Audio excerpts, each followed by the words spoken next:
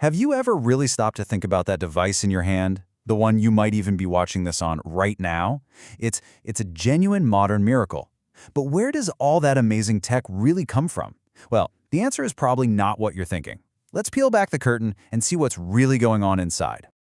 Okay, just to give you some perspective on the insane leap we've made, check this out. On the left, that's the Voyager 1 spacecraft, launched way back in 1977. At the time, it was cutting-edge stuff, capable of about 8,000 instructions a second.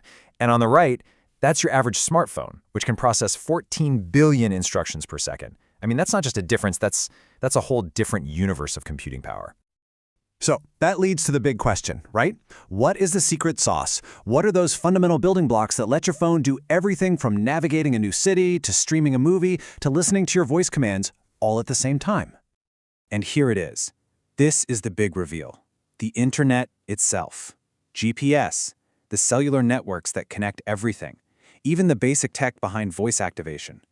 All of these core foundational technologies were born out of massive, intensive government support.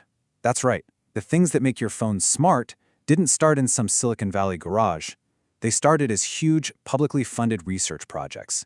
And this gets us to a really fascinating idea in economics.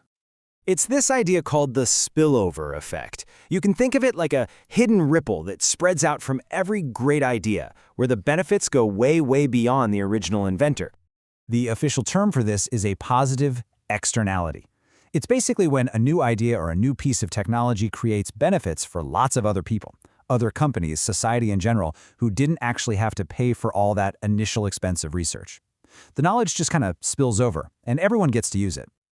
And get this, these numbers really show you the problem for inventors. Economic studies have found that the person or company that creates something new typically only gets to keep about a third to a half of the economic value it creates. The rest of it, the majority, it spills over to the rest of us. And this is not a new thing, by the way. This has been happening forever. Think about it. Eli Whitney invents the cotton gin, but other people just copied his design and he barely made a profit. Gordon Gould dreams up the laser, but he spends decades and a fortune in legal fights only to get a tiny fraction of its true worth. And Alan Turing, the guy who basically invented the modern computer, he saw almost no financial reward for his world-changing ideas. So you can see where this is going, right? This creates a really big gap. If inventors know they won't get the full reward for their work, it completely changes how companies think about spending money on those big, risky, game-changing ideas. Which, of course, leads to the obvious question, if these huge innovations are so good for society, why aren't private companies just throwing money at this kind of research? Okay, let's break this down, because this table really gets to the heart of it. Let's say you're a big pharmaceutical company. That D private column is how much you'd invest in R&D based only on the profit you expect to make. The D social column, that's how much society as a whole would actually benefit from that investment, including all those spillovers. Now, just focus on that middle row with an 8% rate of return. That's a pretty standard cost for borrowing money to invest. So at that 8% rate, here's the gap in black and white. The company, looking strictly at its own bottom line, invests $30 million. But if you could somehow factor in all the spillover benefits to the rest of society, like other scientists learning from their work, the ideal investment would actually be $52 million.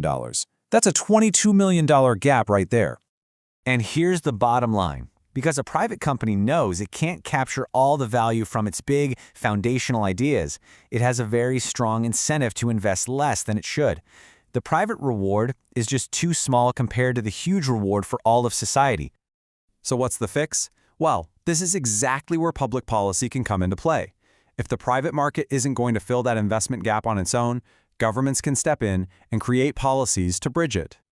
Now, you might look at this and see that industry funds over 70% of R&D and think, okay, problem solved. But hold on, that 21% from the federal government is absolutely crucial. Why? Because that government money often goes to the really early stage, high-risk, basic science that private companies might not touch. The exact kind of research that creates the biggest spillovers, like, you guessed it, the internet or GPS. So how do they actually do it? Well, there are basically three main tools in the toolbox. First, they can guarantee intellectual property rights, things like patents, to help inventors capture more of the value they create. Second, they can provide direct funding through grants to places like universities and research labs. And third, they can offer tax credits that make it cheaper for private companies to do their own research and development. Okay, so this whole conversation, spillovers, investment gaps, it all points to an even bigger, more fundamental economic concept. It's the idea of public goods, and it explains everything from national defense to, yes, GPS. So what is a public good? Well, it has two key characteristics. First, it's non-excludable. That's just a fancy way of saying it's basically impossible to stop someone from using it. Think about national defense. You can't really protect one house on a block but not the next one. Second, it's non-rival. My using it doesn't stop you from using it at the exact same time. Like, if I'm listening to a radio station, it doesn't use up the signal for you. And those two traits together create a classic economic headache. It's called the free rider problem. I mean, think about it. If you know you can get the benefit of something without paying for it, why would you volunteer to chip in? You have a huge incentive to just let everybody else pay while you free ride on the benefits. And that's exactly why it's so hard for private companies to provide public goods. And once you start looking, you see this concept everywhere. National defense, police and fire services, public health initiatives, clean water systems.